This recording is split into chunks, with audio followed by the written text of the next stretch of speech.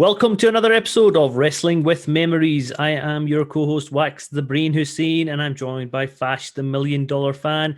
Fash, how are you getting on today?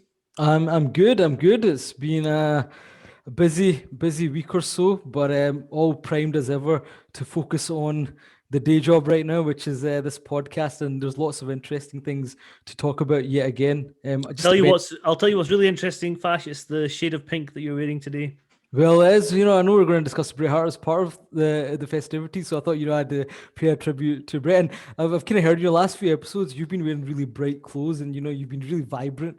And I've been kind of dark and I guess McCabe, in line with my personality at times maybe. So I felt today brighten it up a little bit. So this is my tribute to Bret the Hitman Hart, since he didn't go to WCW and he's gonna return. Yep. So let's just catch everybody up as to where we're at. We're in between Royal Rumble and WrestleMania VIII, this 1992 February, March time. We've just talked about the build-up to Sid Justice and Hulk Hogan for what's going to be the main event of WrestleMania VIII, or co-main event, I should say. Yeah. We're going to talk about the other co-main event, which is going to be Macho Man versus Ric Flair in our next episode. But today what we thought we would do, we would sum up basically all the other happenings for WrestleMania VIII, sort of build up and lead up to that show, as well as any sort of significant debuts and departures as well. So why don't we kick off with our first mention of The Undertaker, Jake Roberts and Macho Man.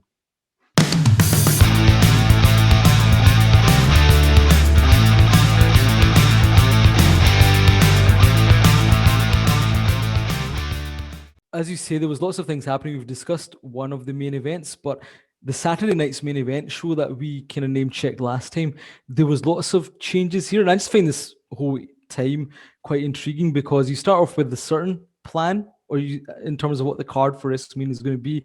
But from February to March, there's so many changes, right?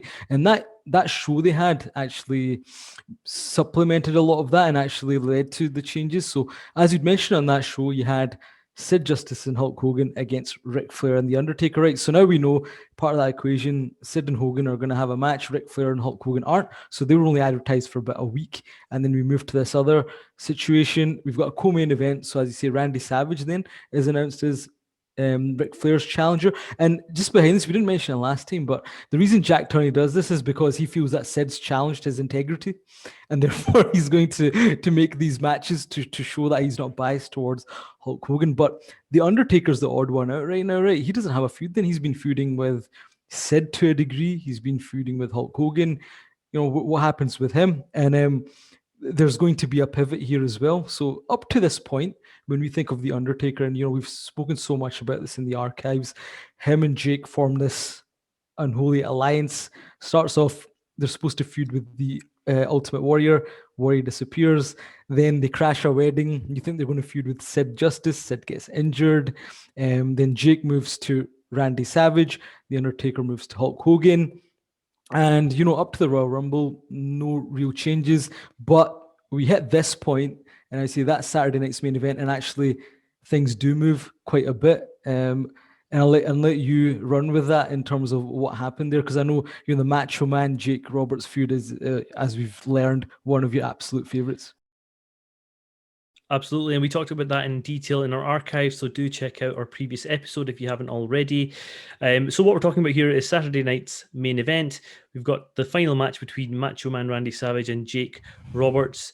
Predictably, our babyface Macho Man does come out on top with a convincing win over Jake Roberts, and that's going to be the end of their feud, or so we think as the show goes off the air. In fact, it's only in our next episode of, I'm not sure whether it was Superstars or Wrestling Challenge or whatever, where we get revealed in a special report the aftermath of that match. So Macho Man is celebrating with Elizabeth in the ring. Jake's made his way to the back. The show sort of ends there. Yeah, he's kind of waiting behind the curtain, and he's like, waiting he's got a chair in his hand and leaving this cliffhanger where the assumption is, as soon as they walk through, he's going to strike Elizabeth and they end the show there, and we don't really know what's happened. No, and the great thing about when the special report is you hear the commentary from Vince, who obviously he's pretending that we've all gone off the air and they're not recording, Yep. and he's asking in the back, "Is anybody listening to this? Can anybody hear me?" Because he can see the pictures, Yeah, but exactly. he's not sure if anybody's in the back to try and prevent Jake, who is basically going to swing the chair at whoever comes through that curtain Yep. first. And obviously, we don't want it to be Lady Elizabeth, but that is actually Exactly. who comes through the curtain first. Just as she enters, Jake is about to wildly swing the chair, but it's stopped by a gloved hand behind Jake, and it's actually the Undertaker of all people. What what a moment. What a What a moment. I think moment! as a little kid you would pop and not understand what's happened. But yeah, he stops him from using the chair. He holds it back, pushes it out of his hand. Um And and that then the gives Macho Man Macho Man comes enough time to just absolutely destroy. destroy Jake with the chair and a few beatdowns thereafter. And I And think Vince McMahon kind of swears during the segment to really, oh, he's add got to it. yeah, and it's a really funny segment. If you go back and listen to it, he calls he says, "What a son of a bitch" to Jake the Roberts, and of all people is Bobby Heenan who goes, "Hey, watch it," as in like, Exactly. calm down, Vince. So I thought that was a really You realize you funny. just called him Jake the Roberts just Did I? before somebody points it Okay, out, yeah. well, Jake But Roberts, but or yeah, I Jake the mean, it's Snake like, Roberts. so Vince was great at kind of hyping things up, and I think that's what people forget about him. The fact that he was always in people's ears because he could sell the moment, and it feels very real, but it's confusing as well in terms of what's going to happen now. These guys are an alliance, but you know what was really weird about this, and it's just this whole period because there's so many changes. Just earlier in the show, Undertaker's out there teaming with Ric Flair, and he doesn't give any indication whatsoever that he's going to turn babyface or something else is happening. So it just felt like a last minute. We're switching everything up here. So we're closing Jake Roberts and the Macho Man. We've got Sid and Hogan. Macho's going to be with Ric Flair. Let's close this. But now, what are we going to do? And then the Undertaker angle, and suddenly it appears that the Undertaker is now, he's seen the light. He's a Well, I'll babyface. tell you, I think I can explain this, Fash, because when Elizabeth comes down, she's looking extremely radiant and beautiful. And I think even the dead zombie Undertaker, It becomes human. yes, becomes human for a moment, and he's not going to allow any damage to He's Elizabeth. the same Undertaker that crashed her wedding and Yes. smashed the urn of her husband. So I don't know. I mean, suddenly Undertaker done a lot of bad stuff up to this point. But as you say, women can melt the heart. So maybe that's what happened. Yep, and the end of the segment is basically, Macho Man's beating up Jake the Snake, who's lying there, groaning on the floor. Undertaker and Paul Bearer are still standing there, just watching him, struggling, and that's where the special report ends. Yeah. And that allows us then to move on to the next segment that involves both, and that's the funeral parlor, a very famous segment when Jake the Jake the Roberts. Jake Yeah. the Snake Roberts comes out Jake the Roberts for an interview snake.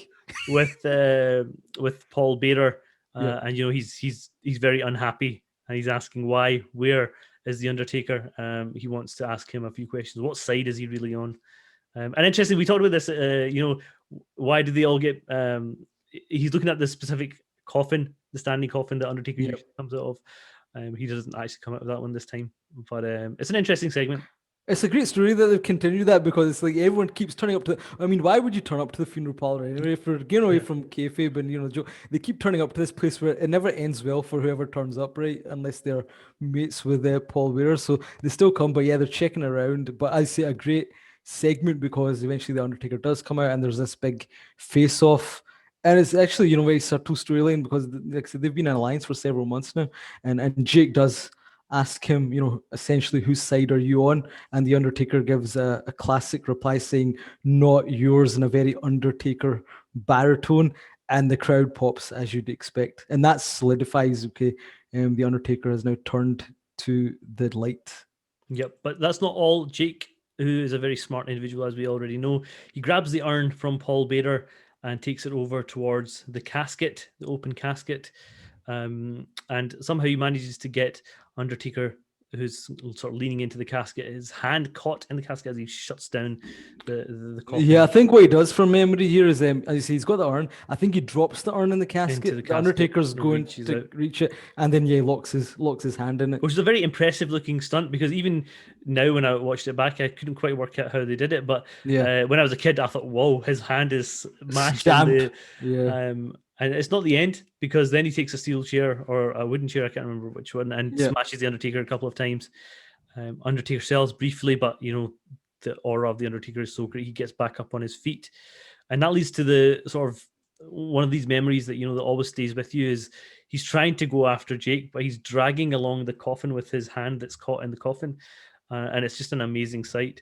Well, that's the thing. Nobody's more badass. We keep seeing this presented, than the Undertaker, and it's like the thing, as you say, he's in this what appears to be a super heavy casket. His hands in there jammed, but he keeps getting hit, but he keeps dragging it, and then the crowd's going crazy, and the commentators are saying this man's not human, and it just shows how badass this guy is, and even Jake's reactions. Then he suddenly starts getting a bit scared and attacks him again. He still recovers, drags the casket. So Jake's now thinking, oh shit, what have I got myself into? I mean, brilliant way to present the Undertaker and just showing the fact that the guy is unstoppable.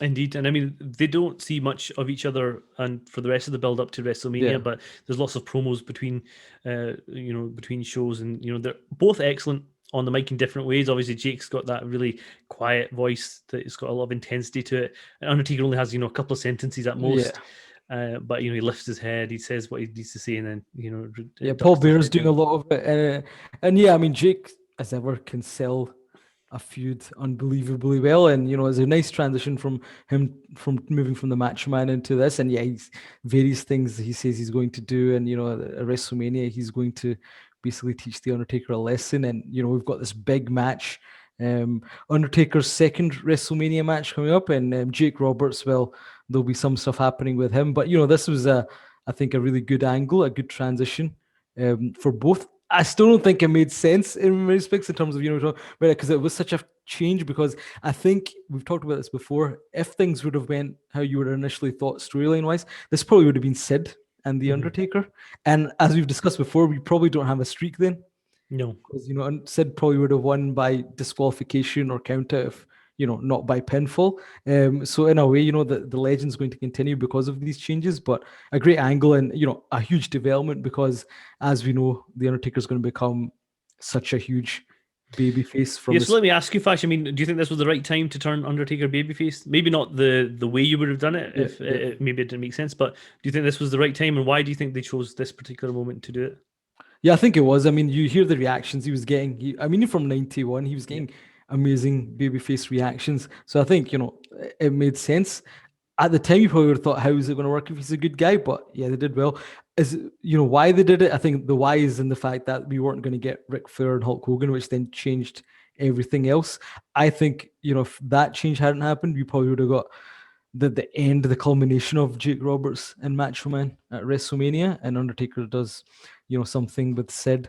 But I think, it all actually worked out quite well. And yeah, I mean, his popularity was really good. You hear when he beats Hogan at Survivor Series, didn't have much to do at the Royal Rumble, and would have kind of got lost in the shuffle a little bit with everything else that was going on. So I think that was the reason, because all the kind of backstage maneuverings. But yeah, it was the right team. And actually, in hindsight, the perfect opponent to be turned babyface against. I mean, Yeah, would you well, agree with that? I did, and Jake was the perfect fiddle to perfect foil for the Undertaker. And it's interesting. I've been watching a lot of the Stone Cold podcasts recently Oh, on yeah. the WWE Network, and Undertaker says that the person who had the most significant input on his character at the very beginning was actually Jake Yeah. Roberts, and that makes perfect sense because he knows exactly what this type of dark character should be, Yeah. all the aura, and how he should be carrying himself. So I thought that was a great little insight from Undertaker. And obviously, we know Undertaker has an epic career, and actually, most of it is spent as a babyface, isn't it? Well, that's the thing. I was going to say Brief that. periods of Yeah, so I think up to this point, probably you could say to 99. I know 98 was feud with Stone Cold, the shades of being kind of a heel, but really it was 99 that he Mhm. became, a proper heel. So yeah, from this point on, to then, he's going to be the super babyface. I mean, we're going to talk about it hopefully in coming episodes. He didn't always get the best opponents over this time, but yeah, he creates his own niche as the man that doesn't need a title. But yeah, this is the beginning of it.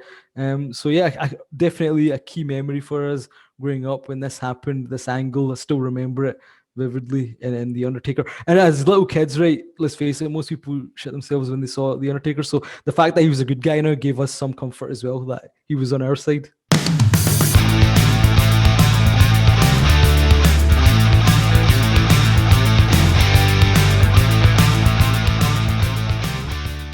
Well, we've spoken about The Undertaker and his big babyface turn, but there was lots of other things going on right now.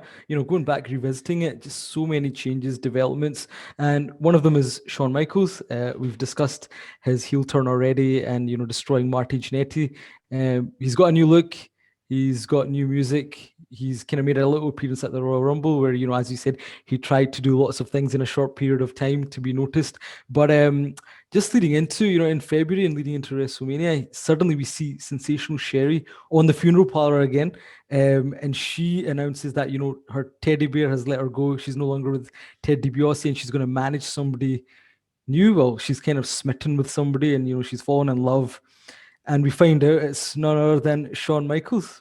The Heartbreak Kid, Breaking Hearts. So this is a really interesting combination. I know HBK Shawn Michaels wasn't all that infatuated with the idea of having a manager because he thought he had the gift of the gab. He didn't need anybody to add any extra heat. But it's interesting that they just shuffle Sherry from one guy to another because she is a heat-seeking missile, really, isn't she? Yeah. So whenever the fans see her, they know that this guy's a heel. And it worked as the kind of cougar, right? It worked really well. And the whole, actually, when you think about it, it was so important because the whole boy toy moniker, the Heartbreak Kid, it's Sherry that really helped all that. And we'll see in the beginning. Do you remember the music is very different?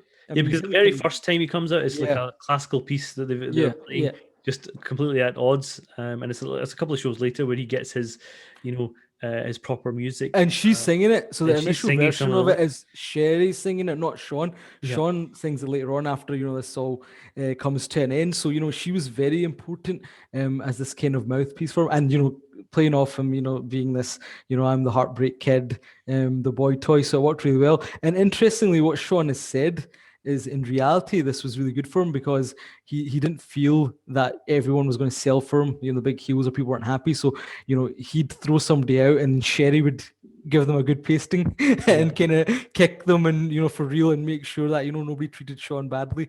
And she was so respected and no one's going to do anything to Sherry legit. So in a way, it was a great guide for him. But, a lot of people who maybe start watching wrestling a bit later forget this combination, but, they're going to be together for a little while and she's going to be very important to the kind of growth of his transition from being that rocker to the Heartbreak Kid. Yeah, and to this day, she still has certain lyrics as part of that song. So her legacy to HBK's career is never ending.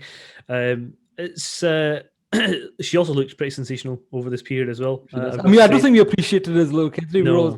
But I think as you grow older, if you know what I mean, guys, you do appreciate that Sherry, she's presented as this kind of, and I love it in commentary, they make it like she's like, disgusting or what have you, but of course, a very attractive lady. And as you say, looks sensational. The Ted DiBiase thing didn't work, right? I think, Macho Man, Sherry was great. Shawn Michaels, Sherry short is going to be great. That middle period with the $1 Million Man didn't work, and I think this was the right transition.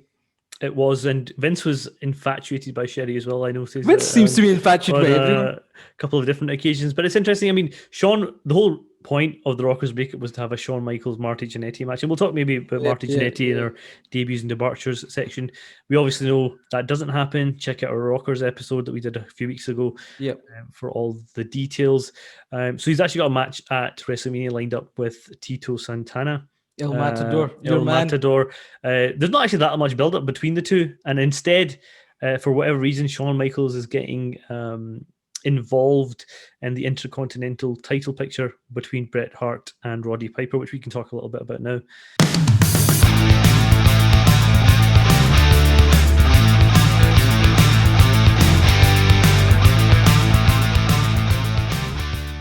Yeah, this is it, because I didn't remember Shawn getting involved in that feud at all. But as you say, it's really weird here because he's kind of involved with Bret Hart distracting Bret, get involved with him.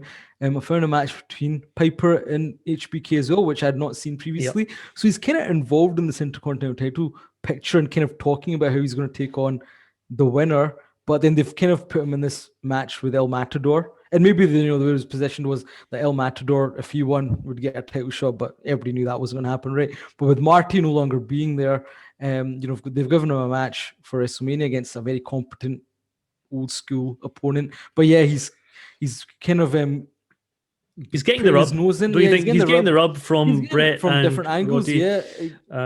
And let's just rewind a little bit to the Royal Rumble where Roddy Piper beats the Mountie for his first singles title. He's a new IC champion. Shortly after, we find out there's going to be a match between Bret Hart, who decided not to go to WCW, or decided he couldn't go to WCW. So the match was announced for WrestleMania 8 for the title. And then we get a couple of segments with Bret and Roddy coming out. Mean Gene doing an interview. They're both admitting how much friends they are. And behind the scenes, Bret looks up to Roddy Piper, etc., etc.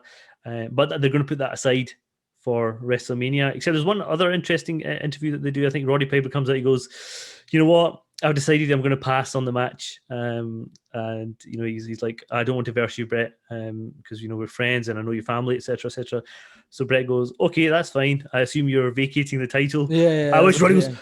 And Roddy's like, suddenly awake, and he's come to life, and he said, "No chance in hell."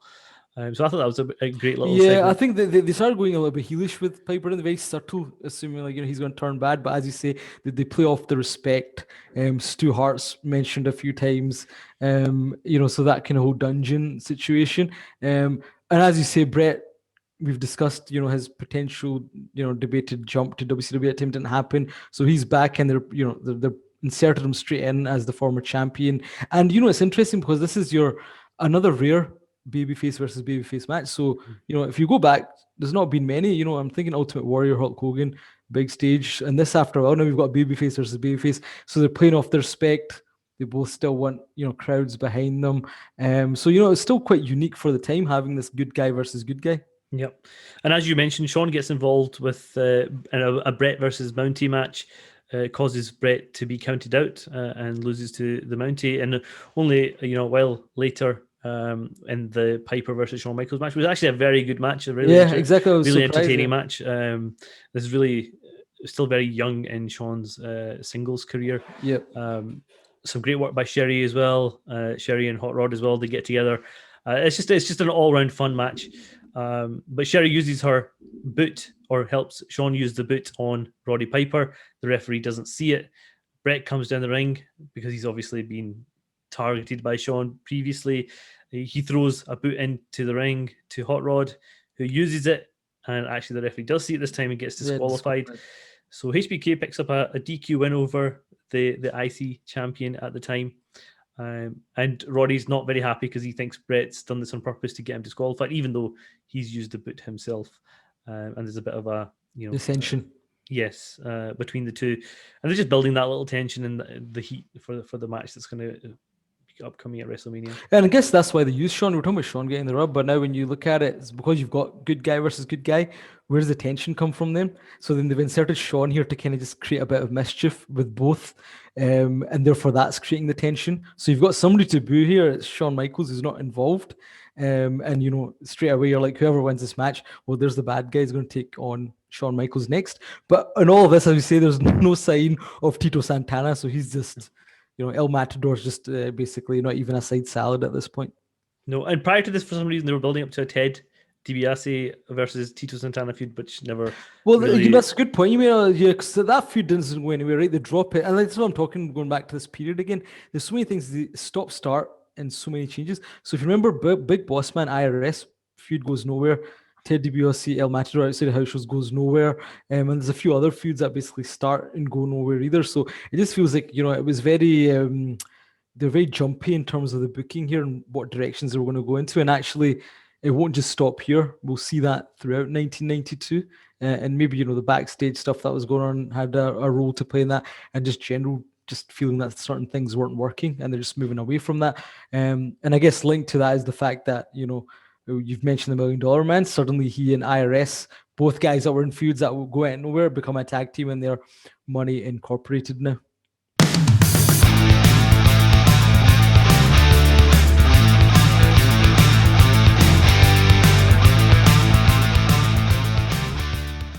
So talking about Money Inc., Fash, the tag team of Ted DiBiase and IRS. DiBiase, I'm going to keep saying. And actually on NXT, he's been referred to a few times, and the pronunciation is more like what I'm saying, so I'm going to stick with that. I'm going to have to check that out. I've not been watching much NXT, so I'll check. But yeah, it's an interesting time for the tag team division. LOD obviously were the tag team champions, but in this period of February, March, before WrestleMania, somehow they lose the titles in a house show to Money Inc. So what was all that about, Fash? Yeah, I mean, I'm working financial markets, and we talk about volatility, but just going back to this again, there's so much volatility here. So we leave the Royal Rumble, and the destination surely is the Natural Disasters against the LOD, right, for the tag team championship.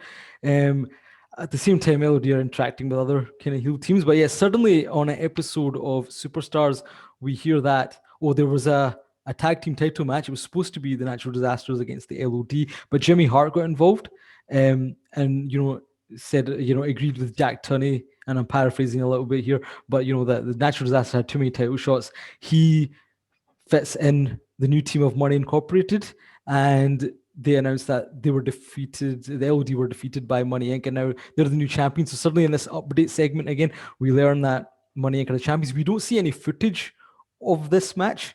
And years later, Animal had said that the match never took place, and the WWE just took the titles from them because they were going to suspend Hawk. That isn't necessarily true, because if you do go and look into it, there was a house show match between both teams. The Natural Disasters actually interfered in favor of Money Inc., and they defeated the LOD. So that's the match where they were given the titles. So confusion again. It's behind the scenes stuff. Hawk seems to have had some issues, which he will have on this run moving forward as well. So we think at this point LOD are done.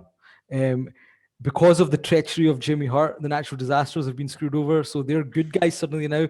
And now we've got a new tag team title match, which is the Natural Disasters versus the new tag team champions of Ted DiBiase and IRS. So once again, confusing. Up to this point, we've never seen that footage. It's never been released. So I don't think a camera was in the house, but I think we dispute what Animal had said, that the match never took place. It does seem to be listed as a match between those two teams. But I was just saying, LOD don't lose very often on camera. Well, I think so one of the rumors at the time are that they demanded that if they're going to lose, then it can't be shot. Yeah, because I mean, LOD is still a huge tag team at this point, and they're the most popular. I mean, you've talked about it. You've highlighted the fact that getting huge pops, and they're up there with the most popular. And they've been complaining actually for some time at this period that they weren't making as much money as they possibly could, because they quite often would go over to Japan and make a ton of money because they were so over there, and they do a lot of independent stuff in America as well when they were part of Jim Crockett Promotions or WCW, which they're not allowed to do obviously under Vince. So they were a little bit unhappy, and obviously with the Hawk thing, that just meant that it gave them an excuse and an out for a while to leave, and obviously they would return at a later point. They would return, and Vince would, as always, get the last laugh. But we'll leave that for a future episode. But we've got new tag team champions and a title match. And I've got to say, at this point, did you ever buy the Natural Disasters as babyfaces? No, I was going to say that. I mean, it made no sense to have these two big British guys as babyfaces. And I think we talked about how good the tag team division was, maybe late 80s, early 90s, but this is a period where actually you've just taken out Rockers and the Hart Foundation and LOD and Demolition. They've all separated or gone. You don't really have much left. No, it's very weak right now. I mean, there's new teams that are trying Sergeant Slaughter and Hacksaw Jim Duggan, which, going back to the Saturday night's main event we keep going on about, people need to check out. That was supposed to have a title match. It was supposed to be LOD against the Beverly Brothers, but because of this situation, it's suddenly Sergeant Slaughter and Hacksaw Jim Duggan against the Beverly Brothers. So you're thinking, are they going to get a title shot? But they don't. You've got the new foundation. They're not going to last long. And mention the Beverly Brothers, a few other teams, Bushwhackers are still kicking about. Nasty Boys. There's just not much going on in terms of interesting tag teams or really great tag team matches over this period.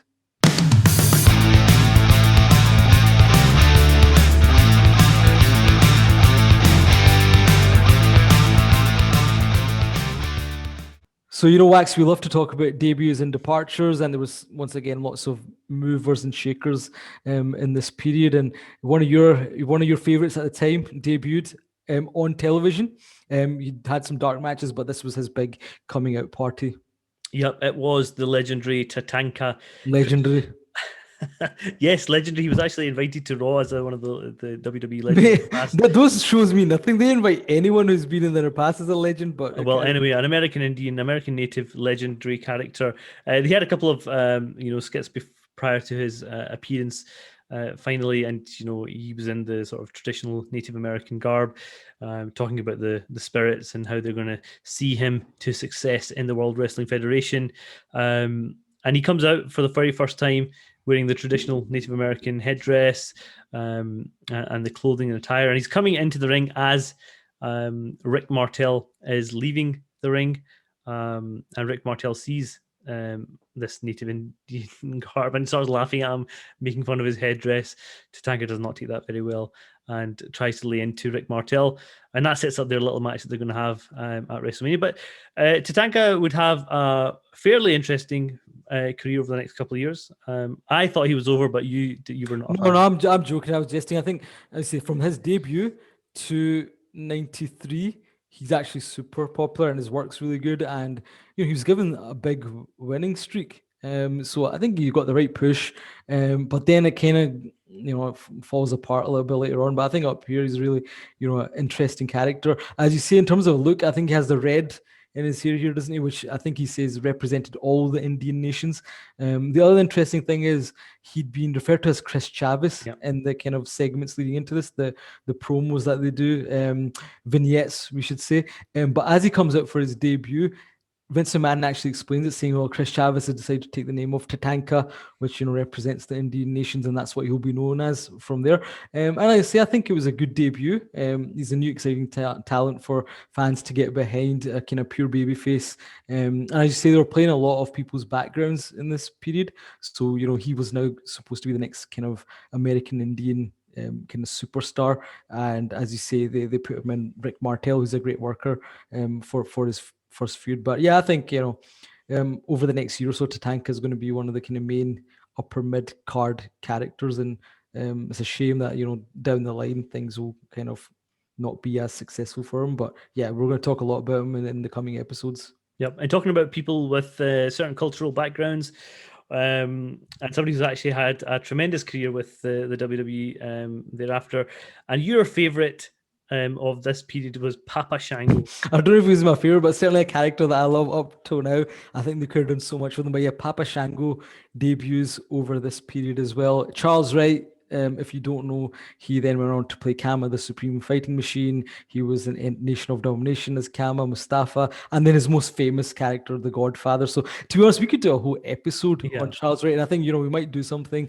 for characters such as him with so much longevity and some specials. But there's so much to talk about. Papa Shango, we'll do a lot of segments on him moving forward, so I don't want to say too much, but yeah, there's a few kind of vignettes of him as well, and his kind of surroundings of voodoo and flames and skulls, and this kind of new scary character entering the WWF at the time, and he makes his debut on Superstars and destroys a jobber. Very different once again as a child. This is quite dark, and voodoo, something that even up to this point people are a little bit, they're intrigued by, but there's a fear there as well. So this characters was very interesting. Now the origins of it, some point to the James Bond movies, and a character in that, and the name escapes me right now. Was it Baron Samadi or something like that? It's not coming to me. But at the same time, they were on the independent scene. There was a character known as Rasta, the Voodoo Man, and some people said they tried to get him, but the guy kind of disappeared. And then Charles Wright was given this gimmick. But yeah, he's going to have some interesting things to do in the coming months. But this was a big debut as well. So one kind of big babyface debut and one big heel debut. But in terms of Charles Wright and this character, there's various developments, and he was supposed to come back in 1997. Have you heard that? No, I've not. So we'll there's a very interesting, and I actually found some photos as well of what the character was supposed to look like. So maybe we'll discuss that in a future episode. I'll kind of whet your appetite there, and we'll return to it down the line. Yeah, we also got some vignettes of another character that you Boss man. exactly, but we didn't actually see him in the run up to WrestleMania. It was more just the videos that they did. Um, Yeah, so they show the outside of a prison, and some guy in kind of digitized voice saying, he's going to be out soon, and they kind of leave it there. Now this somebody will end up being the character Nailz, who's infamous for more probably what he did behind the scenes than on screen. But like so we'll so, talk do you about think they big. actually had nailed down? And not sorry, excuse the pun. Do you think they actually nailed down the character at this point because they didn't show him on screen for a good 2 months, pretty much, and they had these vignettes playing. So, and I don't think the Yeah. voice was his either at this stage. It was just Yeah, do you think so? I think if you hear the guy behind the voice, Kevin Kelly, he's actually got a very high pitched voice, which I didn't yeah. realize till years later. So they were going to digitize his voice.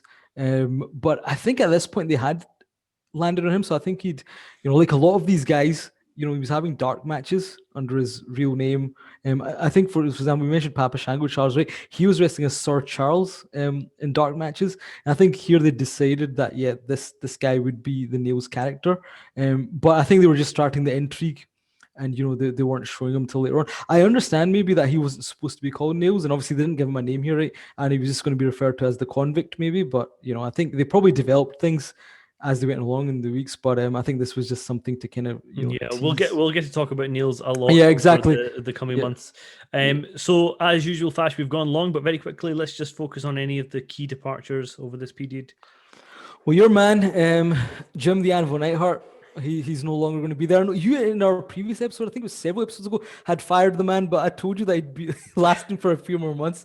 But leading into the post Rumble, he and Owen were still tagging as a new foundation. They were supposed to take on the Beverly Brothers, but suddenly Anvil's gone. He's been fired, and Owen becomes a single star, and he'll take on Skinner at WrestleMania. So Anvil is history because of his personal problems. Marty Jannetty, we've mentioned, he is also let go for personal issues as well. So his big match with Shawn Michaels won't take place at WrestleMania. I didn't realize at the time. I thought, we didn't see him after the barbershop, but there was a taping of Challenge where he actually wrestles, and but that was filmed beforehand, as we know, and it was on TV. But by the time it was on TV, he'd already been let go. So that was kind of quietly dropped. And I think, in terms of other departures, I think there's various guys leaving at this point. People like we've already mentioned, Hercules and his debacle with Sid at Madison Square Garden. He's gone. I think Warlord's gone now. Texas Tornado is sent to rehab. And there's a Doesn't come lot of back. this is in relation to the Steroid trials, which you keep saying to people you're going to do a special on this, but you're too lazy to do it. At some point you will. You're doing your research. It's a very kind of dense topic and lots of things going on. But I think him, Haku, Barbarian, there's a whole list of people who are in the kind of lower mid card that are let go at this point. But the kind of meaningful changes that we've seen, we've discussed the LOD short term. Jim the Animal Neidhart was involved in something. He's gone, and Marty Jannetty, probably the kind of big ones that were kind of related to storylines at this point. Yep. So lots happening, lots of change, lots of things happening behind the scenes, people coming in and going.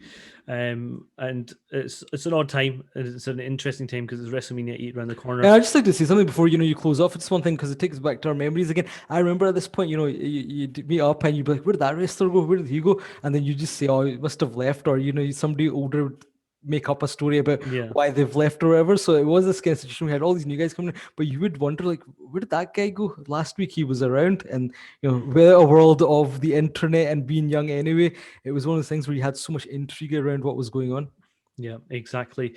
Coming up in our next show, as we talked about, Ric Flair and Macho Man, that epic feud that they had in the run up to WrestleMania 8. And then we'll cover WrestleMania 8 itself in detail.